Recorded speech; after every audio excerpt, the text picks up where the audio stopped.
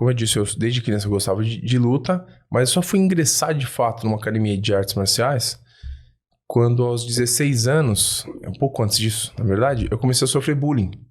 Então eu sofria bullying na escola, obviamente eu não tinha o tamanho que eu tenho hoje, nem o porte que eu tenho hoje, porque senão o moleque é corajoso, né? Tira, vai, faz bullying com ele agora, quero ver. Então, naquela época eu sofria bullying, mas era um bullying, não um bullying de brincadeira, de apelido, que queira ou não queira, quando não, que caracteriza o bullying? O bullying caracterizado principalmente pela falta de reciprocidade. Então, se eu tiro sarro de você, ou se eu, de certa forma, até te humilho e em outra hora você me humilha, de certa forma, tudo bem, nós temos intimidade para isso, certo? Sim. Agora, quando existe uma falta de reciprocidade, é o que caracteriza principalmente o bullying. Então, eu sofri um bullying, mas era um bullying de agressão, sabe? Um bullying não era bullying de apelidos, era o contrário, bullying de agressão, tanto verbal quanto física. Então, o menino me agredia, me empurrava, me dava uns cola-brinco e tal. E eu me sentia, lógico, né, humilhado. E eu falei, eu preciso aprender de fato a lutar, porque eu já gostava de luta, mas eu preciso aprender de fato a lutar pra me defender.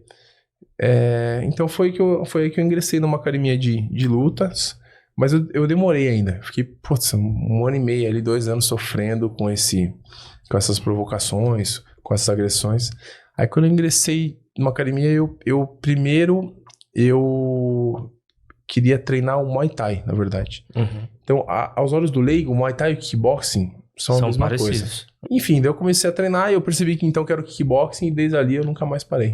Você vingou do carinha que fazia bullying, não? Cara, eu tava pensando nisso. Eu ia fazer essa pergunta agora, nesse momento. Pra valer a pena, vamos aqui agora. Você tava falando mesmo? Você acredita que essa história é uma história um tanto quanto curiosa e hoje eu ministro muitas palestras, né? São palestras motivacionais ou ativacionais, palestras em empresas sobre qualidade de vida, bem-estar, saúde. E dentre essas palestras que eu ministro, uma delas é sobre bullying em comunidades, igrejas, escolas. E eu vou em muitas escolas falar sobre bullying, porque eu vivi com isso, né? E de certa forma, o bullying foi o que me fez, de fato, praticar a mortalidade e me fez ser o que eu sou hoje. Então, na conclusão da minha palestra, eu tento mostrar que você que faz o bullying, cuidado. Porque amanhã ou depois, a pessoa com quem você fez o bullying pode ser um atleta como eu, certo? Sim. Ou pode ser um juiz, um advogado, né? Ou um médico, de repente, ou alguém que de alguma maneira vai estar ali. Você vai precisar da pessoa para algo, né? E isso. A pessoa não... Isso. Alguém que de alguma maneira vai ter que te auxiliar, que você vai necessitar daquela pessoa.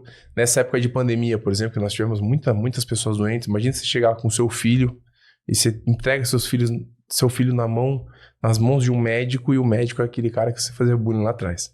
Então assim, eu sou um grande fã das voltas que o mundo dá.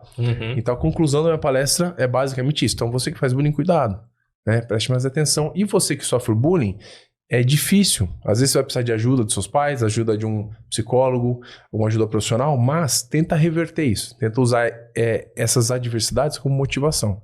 Então eu usei isso como motivação. Eu falei, não, vou treinar, vou ficar bom nesse negócio. E eu, de fato, continuei treinando. Mas aí passou um bom tempo e eu encontrei com esse garoto numa festa de faculdade. E eu confesso que eu fiquei, assim... por um tempo... Eu fiquei ali resgatando tudo aquilo, sabe? De certa forma, aquele rancor, sabe? Aquela mágoa, aquele negócio ruim. Fiquei resgatando aquilo, olhando pra ele e falei, de hoje não passa, cara. Vamos resolver aqui. Já fazia mais ou menos 3 anos que eu praticava a luta. Tava maior e tal. Tava maior. Eu já era campeão brasileiro de kickboxing, tinha sido pela primeira vez. Então, digamos que tinha uma boa noção, certo? E eu falei assim, não, de hoje não passa. Eu vou resolver todo aquele meu passado, né? Que ficou ali, que me deixou, né, com toda essa angústia. E por algum motivo ali, por algum motivo eu tava com um amigo, e esse meu amigo me puxou e falou, cara, eu tava olhando pra esse garoto que fez o bullying comigo, e eu falei assim, só precisava cruzar o olhar, sabe? Sim. E esse meu amigo me puxou e falou assim, cara, tá parado aí, vambora, vamos lá cumprimentar a galera, vamos entrar na festa e tal. E eu, tá bom, né? E fui. Eu tava parado ali, sabe? Assim, hipnotizado. E, enfim, entrei com ele na festa. E depois de um tempo eu me arrependi. Eu falei, não posso fazer isso, cara. Quer dizer, assim, eu tenho que enfrentar isso e acabou. Eu tenho que voltar lá e resolver esse negócio, cara. Um negócio que dentro de mim tá tão ruim por dois anos, há mais de 2 anos, ele me fez tão mal, assim. E eu achei que a violência solucionar isso. Entende? Então eu voltei. Eu voltei lá, exatamente onde ele tava, ele não tava mais lá. Cara, eu procurei esse menino pela festa toda. E não encontrei. E eu confesso que aquele dia até acabou a festa pra mim. Tava ali numa festa de faculdade, tava uma galera, um monte de gente que eu conhecia. Eu fiquei tão chateado, sabe? Falei, putz, eu fui embora assim, chateado aquele dia. Falei, nossa, não acredito, cara. Mas comigo mesmo. De certa forma, de não ter tido coragem, sabe? De tomar a iniciativa e ir lá resolver. E passou um tempo. Depois de um bom tempo, veio essa era do WhatsApp e tal, e grupo de amigos e tudo mais. E meus amigos mandaram num grupo que eu fazia parte, mandaram a foto da capa do jornal aqui, né, do Cruzeiro do Sul. Que uma quadrilha havia sido presa porque fez refém um empresário, a família dele e tudo mais, e fez o cara abrir o cofre e tudo mais, e fortemente armado e tudo mais. E o líder dessa quadrilha era esse menino, cara, acredita? Nossa, e ele foi preso e tal, enfim, parece até, eu não sei bem, mas um tempo atrás eu conversei com outro rapaz, um conhecido, e parece que até esse rapaz faleceu na prisão, que assassinaram ele na prisão. Caraca. Então, enfim.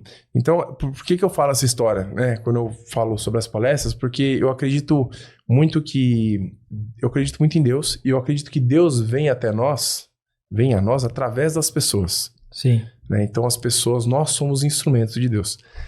E aquele amigo meu que tava lá aquele dia, que pegou na minha mão e falou, cara, vamos entrar, bicho. Era um anjo de guardando ali. Era um instrumento, foi um instrumento de Deus, Se sabe? você bate o confronto ali pra resolver questões, aí depois o cara guarda e o cara tem a periculosidade e tudo mais, então, né? Vai saber que esse tipo de gente aí, cara, não dá pra se esperar de tudo. Não, né? pois é, exatamente. Você entende? Então, assim, hoje eu conto, um tempo atrás eu até, eu ministrei, né, essa palestra sobre bullying na comunidade que eu faço parte lá na Hub, que é a igreja que nós vamos, uma igreja presbiteriana. Eu fui lá ministrar uma palestra sobre isso e contar essa história.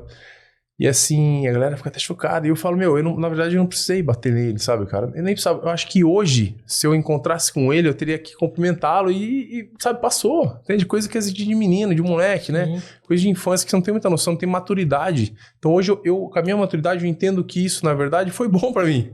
Aquilo me formou, sabe? Fez o que você é hoje. Pois é, eu tinha que agradecer. Falar, cara, você não acredita. Pô, como legal, você fazer aquela brincadeira, aquelas coisas que você fazia comigo lá, né? Que era, de certa forma, né, o bullying me trouxe até aqui. Então eu tinha que ser amigo desse cara. É o que eu falei, às vezes é coisa que fica no passado, cara. Se a gente ficar levando, não vale a pena.